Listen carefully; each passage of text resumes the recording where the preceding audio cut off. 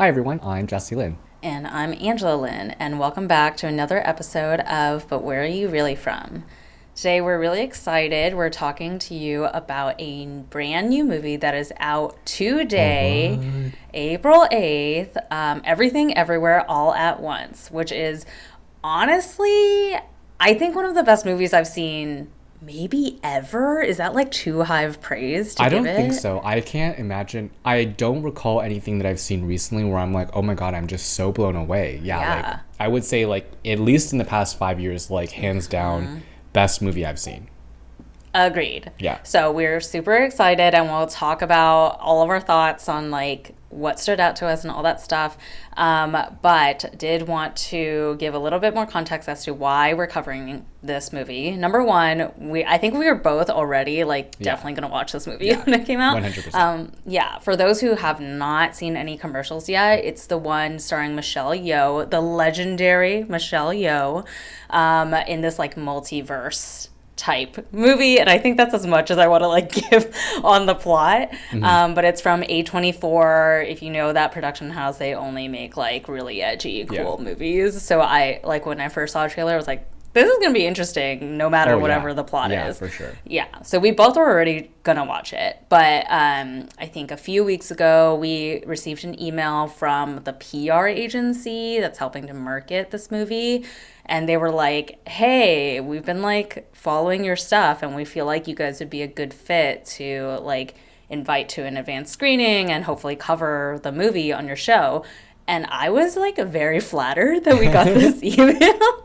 I was like, you've been following us. Okay. Like, get it. So we were very excited. And Jesse and I happened to both, because we're on opposite coasts, obviously. So we're kind of like coordinating how we're going to watch it. But we both happened to watch it the same night in our respective locations. And we both absolutely loved it. Yes. So we're really excited to talk about it today. Because it literally just came out, we don't want to give away spoilers because honestly, like we said, it's like probably one of the best movies we've seen in a long time. So we really don't want to like ruin that for you. I will say it's a little hard to spoil. There's so many distinct parts that I feel like if you were trying to explain it, somebody would be like, what is happening now? But altogether, it makes a lot of sense. Yes, Yeah. you're right.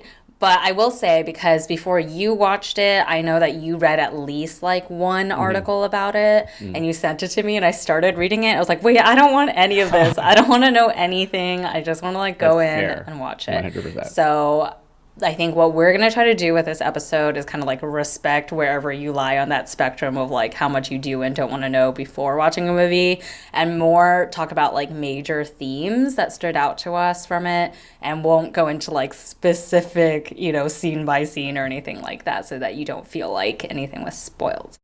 Okay, so for me, one of the like major things that stood out to me, which was like kind of obvious from even the trailer, but it like really fulfilled on the promise, was like what this movie means for real representation and what that could mean moving forward. And obviously, like for the Asian community, it was huge because it's almost a completely Asian cast, barring like Jamie Lee Curtis and Jenny Slate with their like more supporting Yeah. roles. Yeah. But I think it's a really good blueprint for kind of like any diverse representation type like footprint moving forward for movies at large. And what I mean by that is like, yes, almost everyone was Asian, but they didn't force like unnecessary Asian things into the movie. Like there was this really nice balance of like, finally we get to see people who look like us as like the dominant cast on screen and not just like random side character. That's freaking huge to show like you don't have to be a white male actor to like carry a movie essentially. Um but what I really enjoyed was that it, again, like, yes, there were martial arts, but I think honestly that would have been in any multiverse type There would have been movie. action in There would have some. been action, and Yeah. martial arts is part of like most action movies at this point.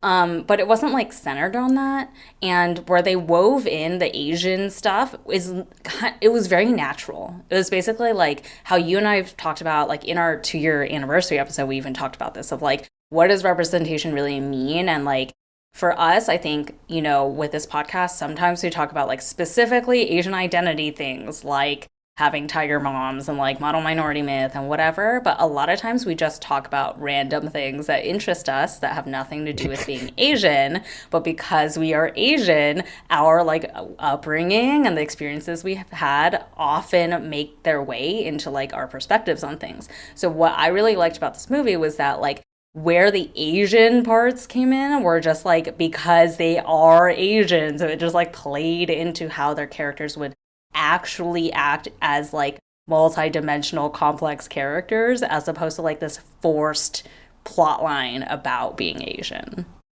Yeah, I really agree with you there. I think the pieces of cinema that have resonated the most with people, and especially Asian Americans, are those that are thoughtfully using the Asian American background to fuel the plot, where you're exploring some of the intergenerational trauma or some of the cross cultural kind of conflicts that you get when you move from one culture to another without offering it up as kind of like a tokenized kind of thing, right? And it sounds really easy to explain, but I feel like there's always a little bit like it's really hard to get right, basically. So like there are some movies where I think there's a lot of fan service to it. Like Crazy Rich Asians, lots of fan service. Like loved it, but it was definitely fan service. And then on the other side, you have like I think it's called Blue Bayou. Read some reviews of it, but basically it was like a movie centered around an Asian American man who grew up in Louisiana, and he was like kind of like white trash background, but that kind of story is like complete erasure of the ethnic background. And so it's really refreshing to see a story that kind of balances the two, where you might not necessarily understand fully like culturally the background, but you can understand humanistically like the traumas, the tensions, the relationships that are being brought into the movie to power that. And so I agree with you. I think it was done really wonderfully, to support this like weird amalgamation of themes, right? Like I thought it's like action, it's like comedy, it's like relationship. Like there's so many things It's in everything within it. Yeah, everywhere all everything at everywhere all at once. exactly. And yeah, the background just really it gives it kind of like a really nice tension and Yeah. really allows the audience to like be empathetic with the characters and understand kind of uh where to relate with them. Yeah, I Yeah. kind of see it like an onion with so many layers, right? Because, like, as you mentioned, it is largely centered on like the humanistic elements of all the characters. So, like, regardless of your own background, everyone can relate to these characters to Hmm. many degrees. Yeah. But if you happen to also be Asian American and specifically a Chinese speaking American, I think there is just like these extra layers that you Yes. would get more than other people, but it does not exclude everyone else just because they did not grow up with that experience. So I just found that like really enriching because to your point, we loved Crazy Rich Asians because hey, I mean, in recent cinema that was like the most groundbreaking one in terms of like all Asian cast, straight up all Asian cast, right? And like as more kind of like generally a rom-com, so not trying to be like an Yeah. Asian thing necessarily, Exactly. but it was less deep of a Yeah. movie, Yeah. obviously, than this. And like again, legendary Michelle Yeoh, she was in that too, but she did play a more kind of like stereotypical, Matronly Asian yeah, mom. Yeah. disapproving matriarch Yeah. mom kind of situation. Whereas this was like so unexpected. Well, yeah, I don't want to give away, but she plays like a more realistic what an Asian American immigrant might be like, what they might do for a Hmm. living, Yeah. having moved, uprooted their lives and moved to a new country, and like the struggles that go along with that, and kind of how all of that has shaped who she is, what she feels, what she does, all that. You know, there's something that I wanted to say about what you commented, which is that like for those of us who grew up as Asian Americans, you get kind of this like, there's a little bit more there, right? It's like an inside joke kind of. But I think that, in cinema, there's always things like that, right? Like, I didn't realize because I didn't watch Ratatouille. I was like, I don't want to watch Ratatouille. I didn't realize that there was a whole part of the movie Yeah. that is like homage to Ratatouille. And I was super confused. I was like, what is happening? Like, why? And then I Googled after that and I was like, oh, okay, I understand. So, to your point, there's always little bits of cinema where Yeah. like some people are in on it and some people are not, but it doesn't require you to be involved. Like it doesn't require you to be in on the joke for you to understand the situation. Like I didn't understand the Ratatouille reference. I was like, this is still like, I don't know why this is here, but it's still like amazing. Like I still love the Yeah. whole part of it. Um, so yeah, I think that everyone can get something out of it, regardless of whether you're in on you know, the pop culture reference or not. Yeah. Yeah. I also wanted to comment in terms of the representation piece on two of the main stars and just like what a lovely kind of moment it was for them. So obviously Michelle Yeoh, I think this has just been like I was it Hollywood Reporter or one of those outlets did an interview with her about this movie where they also talked about this.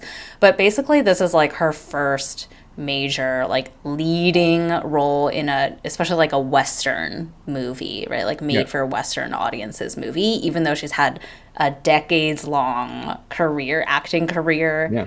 Yeah, and she's like a fucking badass and has deserved to be in a lead role forever, but just never got the chance. And it was just such a like gratifying thing to see her before I knew anything about the movie, right? To see her as the lead. It was unexpected. It is like a sad way to explain it, but like it was really unexpected for me to see that she was a lead because I guess I just never expected this moment that like not only would it be an Asian lead as like Yeah. the most important actor of the movie, but also the female one. Yeah. You know what I mean? Yeah. And I don't know if you read this, but in one of the interviews I read, the Daniels, which are the directors of the movie, they mentioned that the original screenplay that they wrote for this had someone more like Jackie Chan in mind for the protagonist. It was originally written for a male lead. And I'm sure it still would have been good, but like, I just don't think it would have been like as groundbreaking of a thing to see. Like, I wouldn't have been that shocked to see like Jackie Chan in something as like a You lead know martial what? arts related thing. I agree with you. Like, here's the thing. First of all, Michelle Yeoh is a legend, and I feel like most people, I will say myself included, like your most salient, let's say, experience with her is like I think she's in. I'm trying to think of like big Western movies she was in. She is in Crouching Tiger, Hidden Dragon. It was not a Yes. Western movie, but it was big in the Yeah. West. Yeah. Crazy Rich Asians. She's a Yeah. mom. Shang-Chi recently. Shang-Chi, yes. Yeah. She was also in one of the Mummy movies as like a witch, Oh, probably. Yeah. like a good witch, but yeah. Yeah, sure. But like if you're doubting her creds, she has a range. She 100% has a range. And oh my god, what was I saying? That it wouldn't have been as Oh, like wouldn't have crazy. been Yeah.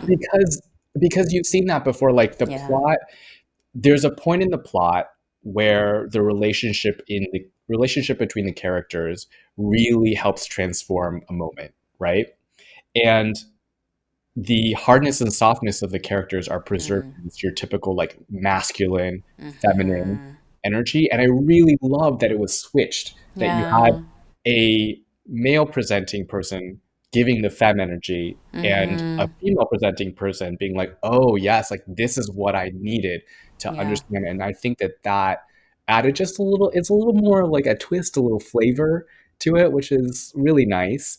And I also agree with you, like, super kudos to her because she's got it stacked against her, right? She's Asian, she's a woman, and she's a woman of a certain age. That's like, Yeah, exactly. like Hollywood is all about not any of those things. So it's really, really great to see her as the main character protagonist. All of the Yes. cast were great though. So Yeah, so phenomenal. good. Which leads me to the other person I want to give kudos to, which is the other half of what you're just saying. So the main male lead, which was Kihui Quan, I think is how you pronounce his name, at least in English speaking pronunciation. But he plays the husband essentially, and like you said, he is like the softer of the Mhm. two, and that's surprising in and of itself. But I watched a clip of an interview with him too where he was discussing how this was like a huge return for him to Mhm. acting as well, because I didn't know this, but I guess he was like most famous for being in the Goonies, like Yeah, me way neither. back in the day. But he said that as a male Asian actor, and like you said, of a certain age, especially, right? Like, he just hasn't been given many opportunities in anything Western since the Goonies, I guess. Like, anything big. I'm sure maybe he's been in like smaller things, but he was kind of just expressing like, it's not even like I got to audition and got rejected. He's like, I didn't even get auditions. Like, he just never got those opportunities. Oh, So, girl, do I feel that? Hmm. not Hmm. in acting, but just in life. Oh yeah, tons of places. Yeah. You know what I really liked about him is that he has such a distinctive voice, and he like with all the characters, they all play like multiple different kinds of characters, right? And I love that when he's like in his regular, let's say his like, prime character, his voice is very comical, but then Yeah. there's like an alternative version of him where he's just speaking Mandarin or Canto, and I was like, this is sexy. I like it. I was like, this is strange. Like, it's the same voice, but like different language. I was like, oh, I'm into Sure. this. I mean, it was probably, this the scene, the mood, and everything was like Yeah. different as well. But I was like, work.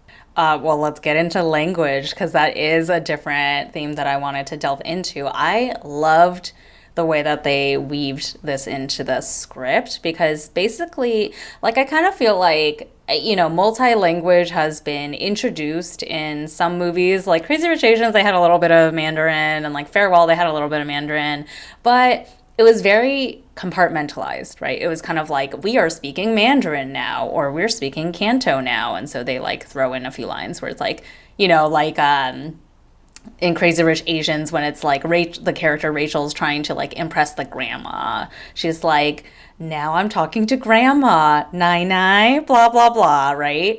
As opposed to like this movie in the first scene had like multiple languages going on and Hmm. in the same sentence, you know what I mean? Which is way more realistic in terms of like How it. you switch. Okay, yes, Yeah. like you don't have to be Asian American if you are of any family that speaks more than one language. You know that this is normal, that like you're trying to express something and like maybe you have like a base language that you're speaking in, like for example, it would be Mandarin for us with our parents, but you just like either you don't know the words or it like makes more sense to say it in English. So you're like halfway through, you say a few words in the flipped language, but carry on back in like the original language, right? It doesn't like phase anyone. But okay, so number one, I loved that. But number two, I was genuinely confused because as someone who can speak Mandarin, I was very confused because they had subtitles on screen in English, right? So it was just like a lot of language switching for my brain as someone who actually understands it. Because, like, for example, Ramon was like, oh, that wasn't confusing for me because he was just reading the English because he was like, what am I otherwise supposed to be doing? Versus I was like listening to the Mandarin while reading the English. And then sometimes they switched to Canto, and I was like, well, I don't understand Canto. So then I was like, oh, gotta read the English. And then I was like, oh, the scene's over. Oh So, yeah, same. I was like, oh, like the Mandarin was fine, but the yeah. accents were a little bit different from what Yes. I'm used to. But I was Yes. like, it's fine. And then the Canto came up, and I was like, wait, I have to subtitles, please. And then sometimes I was just reading all subtitles because it was Yes. going so fast between the Yes. things that it was easier to do it that way. It's kind of the same thing. Like the language is used authentically as it feels authentic as like part of the characters' lives, as opposed to kind of what you were saying with Crazy Rich Asians, where I would say the character of Rachel is solidly like second generation Asian American, even though she's Sure. like was born in the US, but like she has no real kind of ties back to her homeland. we vibed more with it because I feel like this is more emblematic of our experience as opposed to that where it's like Yeah. very much distinct. Yeah. Totally. There was also like a really subtle thing, which I don't know if they like purposely worked in there, but if they did, I love it. Which is so if you notice when Michelle Yeoh's character and Kihui's character were speaking to each other, they were largely speaking in a mix of like Mandarin and English because they're kind of like I don't know, I guess the like relatively younger generation as opposed to like when she was speaking to her dad, so the grandpa character they switched to Cantonese and he like Mhm. only spoke Cantonese. And that just like really reminded me of the way that my family is structured because our families are from Taiwan. Like my grandma only spoke Taiwanese. Taiwanese Like baby. yeah, she could understand Mandarin, but she only spoke Taiwanese. So like we always had this little bit of language barrier because I don't Yeah. really understand Taiwanese. So I'd like be speaking Mandarin to her and she'd be speaking Taiwanese back to me. So Mhm. I don't know if they like purposely did that, but if they did, I love it. I'm sure it is, and maybe I'm overreaching here, but I also felt like kind of when the characters were really stressed or really mad and they used Mandarin or Canto, it would be Canto. It's kind of like when my parents get really excited, they just use Taiwanese. Like they're Yes. like, "Arr," like it's just Yeah. suddenly because it's their first kind Yeah. of language, right? Mandarin is like a secondary thing that they learned. And it's like it's nice to see that kind of detail captured because it adds to again adds to the realism of the situation and like you feel like these are real people where they revert to specific kinds of language when they're very excited or emotional or whatever. Yes. Yeah. And shout out to Michelle Yeoh because I didn't know this till I looked it up later, but I always thought she was from Hong Kong because she's so famous from like so many Hong Mm-hmm. Kong movies, but she's actually Malaysian and she learned Cantonese because she was in so many Hong Kongese movies. And Mm-hmm. I was like, "Damn girl," because when she did switch into Canto in the movie, I was like, "Oh, that makes sense because she's from Hong Kong." But then I looked at her later, I was like, "She's not from Hong Kong. She's not." I'm sure she speaks in them. Sorry, I just remember she was also in a James Bond movie as the primary Bond girl. Yeah, I'm sure she speaks Sorry. more than three languages. Oh, so talented. So here's one thing that I'll say. The movie is very crazy. It's like there's a lot of things happening. You have to be committed for this 2 hour and 30-minute journey Yes. because it goes to so many different places and so many different themes. But I think, as in the title, everything, everywhere, all at once, it's just like a really lovely thing because you go from different places to different places and somehow it's still all the same story and it comes back together like beautifully. So I think that's one of the things that I really liked about this is that it goes through kind of different little vignettes um, of the characters alternate lives, but still everything is pieced together. It like makes sense at the end. There's like a core to the movie that you're invested in. I think we've all wondered at some point, like, what if I had made a different decision with like anything in life, right? Like, you're constantly making decisions. Like, am I going to have coffee or tea right now or nothing? And Hmm. then, like, maybe that tiny decision led to something different. And so it's really, like you said, it was really cool to see all the like different scenarios that could play out based on the decisions that you make in life, but know that you as a person at your core are like still the same person and like what is important to you is still the same, across all Yeah. time, continuum, all that stuff. Yeah. It's very so these vignettes for me were and the whole movie for me actually was very existential. I came out of it and I was like, "Oh my God." Oh, yeah, totally. It's exactly what you said. It's just like if you have ever questioned a decision in your life, which everybody has, you should Yeah. watch this because it's just like you get to kind of experience that and then at the end of it get this reassurance from the movie that you're doing what you should be doing or like you're living the life that you should be living and you have the values that you should have.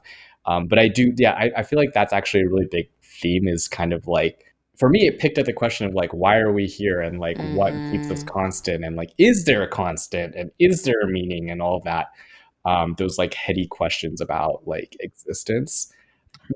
Maybe for me, the ending was a little too sweet. Like it was very, it kind of wrapped up in a happy place, which is fine. Um, but aside from that, it was just yeah, like you said, it was a really lovely exploration of like what happens if you make these like different decisions, and at the core, like, are you still you across all of Mm-hmm. these possible existences of you? Mm-hmm. Yeah. Mm-hmm. Yeah. I don't think the ending was too sweet. And we're not going to give away anything, but I feel like the trend in most like modern movies is that endings are not, unless it's like a rom com, like ones that have like a very specific recipe that they follow. Like the the new trend is that endings are a little bit more open ended because that's how life usually is Yeah. like a little open ended. Yeah. So that's I felt good, but it wasn't like, oh, it's like there's no, everything was completely wrapped up and nothing is questionable. I think there was still room for Yeah. like what happens now.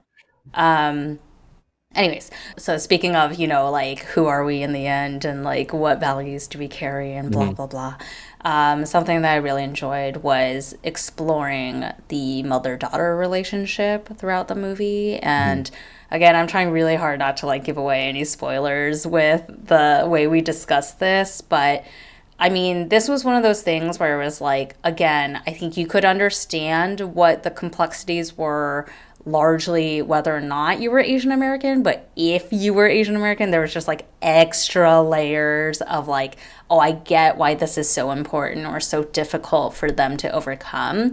I think the parts that were understandable for everyone, which is like, there's a generational difference between parents and children, and therefore kind of like what is acceptable or not within each generation. Older generations generally were more conservative with a lot of things, how you dress, how what male versus female role should be, like who you should be dating, all those things. Expressing And emotions. expressing emotions, yes. But then there was an added layer of like, if you're Asian, you like get it a little bit more. So, like, little things like they make little comments about your weight, which is like a very Asian Yeah. thing, right? Like, Western families don't deal with that shit. It's like, and I don't mean like because you have like an actual issue. It's just like you gained 5 pounds and they're like, you got fat. You know what I mean? Like, that was like a recurring thing that kind of happened. And I was like, hurt. I think it was very real for most of the movie in terms of like there was this very complicated relationship between Yes. mother and daughter, which we can definitely relate to, right? Which is like we talked about this last time. Like we now as adults especially are trying to figure out how to be friends with our parents because it's Yeah. something that is like important to us now that we're not moody teenagers, that we like understand a little bit more about the traumas that they've gone through themselves and what they must be going through and how much they mean to us, but it's still complicated because of the way we were raised, the way they were raised, how we were taught or not taught to express emotion Mhm. and like connect with each other. And I think that really played out throughout like the majority of this movie, Yeah. where it was almost like, do I hate you or do I love you or is it a mix of both or like how do I define this? Yeah. And it was like a subplot throughout the entire movie. Yeah. It was kind of like their ride that they were on with their relationship. Yeah. Daughter played beautifully by, I think, Stephanie Sue. Uh-huh. Yeah. So yes, the relationships are at the core of the whole thing. It's why you care about the movie, and they do a really great job bringing to life those tensions that you mentioned. And I also like one of the themes. Maybe I'll like abstract it a little bit more from mother daughter, but I feel like each character was also developing a relationship with themselves, Yeah. their own doubts, their own fears, whatever they brought with them, and trying to like tease that out into how that's affected the relationships with the other characters. And so I think at the end you see transformation with all of the characters admitting something that is like a big thing for them. It's a big thing for the movie, right? You're like, oh my God, they've admitted this thing, but it's a big thing for themselves, for them to come out and say a certain thing or do a certain action. It shows that their own relationship with themselves has kind of changed over the movie, and it's actually, I mean, it's visualized very nicely because you literally have this person having a relationship with themselves across like the multiverse, like Yeah. different versions of themselves. But yeah, I feel like that's a big thing too. Like each of the characters is transforming internally, like how they see themselves, and honestly, like how kind they're being to themselves, how mean they're being to themselves, what kind of things that they're bringing along with them to their current, where they are currently. I mean, those are such meaty topics to explore in any type of movie and with any type of cast. But I wonder if part of the reason why this movie was so impactful for us is that it is strange in a good way, but it is strange to see Asian characters explore self growth, self awareness journeys as deeply as in this movie because I'm not trying to say that so there's a big difference between like Asian films and Asian American films, right? And like there are enough Asian films out there that explore deep topics. I'm not trying to say Asian films are all surface level. What I'm saying is that because traditionally Asian culture does not emphasize emotion and like self growth in all the, and like self love in all those aspects. I think usually if they go in depth, it's like one specific thing that they're going in depth about, like whether it's like going really deep into overcoming obstacles to like become a better version of themselves in terms of like career or like immigration story or martial arts, like whatever it is, or it's like specifically a disapproving parent child relationship that they're going through, or like a dating relationship. But this is like, we as humans are so complex that we have like everything going on all at the same time, right? Like we have many issues that we're trying to deal with, including the ones that we cause for ourselves. And to see each of these characters that happen to be Asian going through like, who am I? What are my own flaws? How do I contribute to other people's challenges and negativities? And how do I kind of overcome all of that? Is rare, I think, especially in Western media with Asian people playing it. But like in general, I think I can't recall a movie, at least in recent times, with an Asian cast, whether from Asia or in Western media, where they kind of tried to tackle all the flaws that a human has and like and how they try to better themselves across all of that. Yeah, yeah. There's a lot of different aspects to it, and I agree with you. I don't think I've seen anything. I don't think I've seen anything like that. So speaking of kind of internal relationships, I also liked how the movie presented queerness. Like the whole thing is fucking weird, which is like as a queer person that loves weird shit, I'm like, yeah, this is so weird. But also like I love that it's so metaphorical for me because like the character that is the queerest presents outwardly as the most extravagant, like the most outrageous, the craziest, like just loudest kind of visual thing on the screen, but internally is like dead inside. And like I was like, oh my god, this is me. Like so much of my life I was like, I'm fabulous. Inside I was like, oh. And then this is like one of those things where like I picked up on it, and I just love how they took that character through that entire journey, and the visuals kind of supported that whole kind of story. And so it was nice for me to see. Thank you for sharing that because Yeah. that was definitely something I didn't pick up on. Like I think I noticed each of those individual parts that you mentioned, but I did not make that connection that like as a queer person that juxtaposition of the like outward I'm fabulous versus the like inside I'm dead Yeah. thing is like common or something that is like a recurring theme, I guess, because of the way society is run and blah blah blah blah blah, and how you kind of explore your own identity. It was not something that I made that connection of, but it kind of to our earlier comment about the onion and the different Yeah. like It's deeper. layers. It didn't take away from my Yeah. experience not to have picked up on that, but it like makes me happier to have heard your perspective on that, to know that there was like these other little touches that they threw in there for the audiences that would understand it, right? Now, I don't know if that was their intention, but Hey. that's what I took away. Well, I think we both had a lot of fun. Okay, so to be fair, Jesse and I watched the movie the same night at the same respective local times, but because of time zone, obviously, Jesse is was first. And so he kind of sent me a text before I walked in, not giving away anything, but it kind of set up all my like expectations, which was like so amazing. I laughed and I I cried. did. I Yeah. laughed and I cried. And I was like, "Oh shit." And so I was really stoked. Oh, and also just a random aside was like my okay, the PR agency kind of like teased something that I was like, "Ooh, what's going to happen?" But they're like, "Maybe there's going to be cast appearances in some of these upcoming screenings." And Jesse got nothing. And in mine, though, I was like, at first I was like, who? So there were people at mine and they presented themselves as like the martial arts choreographers of the movie. And I was like, oh, that's cool. But I was like, okay, so not like the cast, as in like the people in the movie. I thought they were all like behind the scenes people. And it was cool. They like came up as a group and they each did like live martial arts, which was pretty sweet.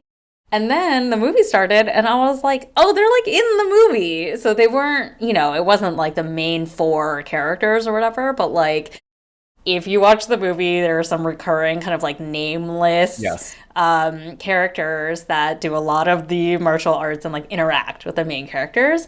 And they were those guys that came to the showing, and it was really cute. It was a really heartwarming showing because it was like a packed house. Like it was every seat was sold out. And it was because it was all the like family and friends of these guys that were in the movie. So every time they were on screen, there was like a wow and like a clapping. And it was so cute. So I think you're gonna have a good time because the highs and the lows are like you're gonna be so bought into it. Like I was totally. So It's so good, y'all. You gotta go see it. yeah. And which brings us to our fortune cookie close. We like to end on a sweet treat, but this is the one section that we are going to go into spoiler zone. So if you don't want spoilers, get the fuck out now. If you do want spoilers, sit tight. Or if you've already watched the movie, sit tight and listen to this as well. We're going to go into our favorite parts of Ugh, the oh my god. movie. There's so many because, like you said, it's just like all over the place and so many fucking fun things. Do you have one in mind or do you want me to go first? I just okay. I know that I said I didn't like the sweet parts of the movie, but it really got me. So like that part where Michelle Yeoh is like fighting her way up the stairs to get to the water Yeah. staff in the suit, and then at the end she's like, "It just like hurts too much to be around you. Like, just let me go." And I was like Yeah. watching her character, and I was like, "Oh my god, this is like an impossible decision," because like there was a scene earlier with Michelle Yeoh and I think James Hong, who's her father, Hmm. and she's like, "How could you let me go so easily?" And I was like, "Oh my god!" Like Yeah. she has to make the decision, and she doesn't know The what the same right decision is. decision. Like, Yeah. and I was like, "No!" Like this is, and then at first she like was like, "Okay, like I'm not gonna make the same mistake. Like my Yeah. daughter is asking me, you know, to let her go." Yeah. And she lets her go, and I was like, I'm heartbroken. Like I was Yeah. really heartbroken. And then she, she came back for the like, are you sure? Like, Yeah. Yeah. Yeah. Yeah. kind of situation. But Yeah. I was like so moved at that point. I was like, oh, Yeah. she has to make the decision, and it's so emotional. And I feel like the insanity of the movie really builds that because she's like coming up the stairs. You're getting like all these moments from the different characters as she interacts with them, and it just like builds something in you to Yeah. this like emotional crux. So that was my favorite part.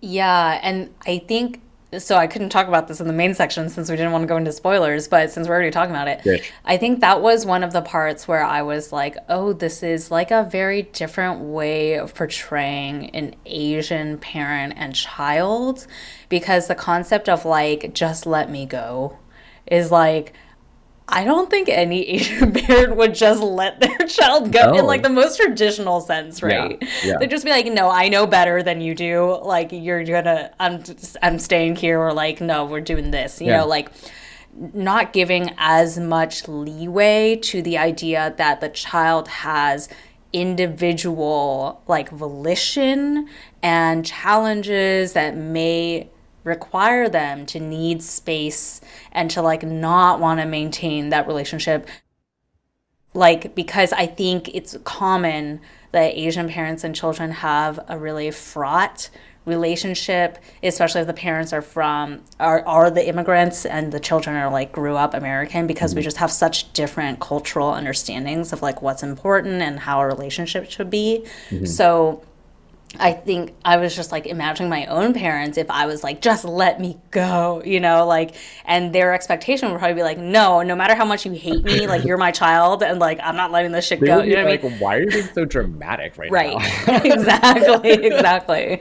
So that was the part where I was like, I don't know how realistic this is, but also maybe it is realistic because her character is like our parents in that they were the immigrants that came to this country, but they're unlike our parents in that they became much more like Americanized and integrated, became more individualistic, you know what I mean? So I guess with that context, you could understand better why she would understand her daughter's kind of request to say, like, I need my own path without you, at least for now, you know? So yeah, no, that hit really hard for me as well. But also I was like, is this realistic? It didn't matter. It was that it was not realistic. I was like, Yeah. it's the heart of the movie, basically. For Yes. me, I was like, oh, this decision is it. Well, to bring it up a notch, my favorite scene is not that heartwarming. It's just fucking hilarious. You talked about Ratatouille. That was my favorite shit of the Was entire it? movie. Was Raccacoonie, Oh y'all. my Raccacoonie. If god. you know, you know. So in the movie, Jesse already alluded to it. And it doesn't. It's not really a spoiler because who cares? It's not Yeah. like an important part of the movie. But so at one point in the movie, it's something like so Asian mom, or like so mom in general was like getting the reference wrong. So like at one point in the movie, Michelle Yeoh's character is like talking about Ratatouille, but she doesn't remember it's called Ratatouille or that it was a rat. You know, and that's why it's called that. So she said raccacoonie. She thought it was a raccoon instead of a rat. And then in one of the multiverses, raccacoonie is a thing. And Harry Shum's character, because I was like, where the fuck is Harry Shum coming out? Because they had him billed Yeah, yeah, as yeah. part of the cast. He's like in this random multiverse version. And under his chef's hat, there's like animatronic raccoon. A really bad one, by the way. Like a really bad one. On purpose, though, I Yeah. think, for why it was so terrible. But there was like a talking animatronic raccoon who was pulling his hair and like controlling all of his emotions. And I just fucking loved it because it was like, it was already such a like typical mom and like Asian mom moment for her to get the reference wrong, but then for them to play it out in a multiverse version that there's literally a raccoon in the hat. I fucking died. I loved it so much. Yeah, yeah. I mean, here's okay. So the last thing I'll say about all this is that like none of these multiverse things are extraneous. Like they No. are, but they aren't. Like you're Yeah. not gonna get into one of these like vignettes and be like, why is like I didn't like it. All of these were like either hilarious or they served the plot for some reason or they were like an emotional thing. Like they were all really just great. And to your earlier point, they all tied back. Yes, Like there was no exactly. loose end. Everything had a purpose. Everything tied into like the bigger thing. Yeah. And it is a really kind of like random reference to draw from, but and I don't think you watch the show, but for any of the This Is Us fans out there, it reminded me of that in terms of like This Is Us is one of those real like there's a reason why that show has won like a million Emmys and is like always nominated for stuff is number one, it's like fantastic. But number two, like one of the things it does really well is it casts a lot of fish hooks, a lot of lines in the ocean that like you're just like, okay, I don't know where this goes. And then like multiple episodes later, it like reels that shit back in. You're like, oh my God. Like there's so many circles that come full circle and like this movie was very similar for that to that for me, in that it was like, I don't know where this is going at all. Maybe it serves no purpose. At many points, I think you think that, which is like, this seems extraneous, and then it like all comes back around in the end, and you're like, oh, and it's just so gratifying Yeah. when that kind of thing happens. So anyway, go watch this movie, For y'all. sure. It You was should so definitely go watch fucking it. good. Yeah. And write us in and tell us what you thought of the movie afterwards. Tell us What where you're your from at favorite gmail.com. scene is. Favorite scene, part you cried at, laughed at, felt dead inside, felt alive, whatever you want to Oh my tell God. us. Tell us on social media, wherever you want. Because, man, this is so fucking was good. really And I'm good, so guys. excited for what this movie will mean for, like, the cast moving forward in terms of opportunities they hopefully get for, in, you know, mainstream media opportunities, and also for what storytelling can mean in the future as well, from like a diversity and inclusion, but like authentic standpoint. So just very excited all around. Same. And yeah, come back next week, because as always, we'll have another episode for you then. And until then, 再见, bitches.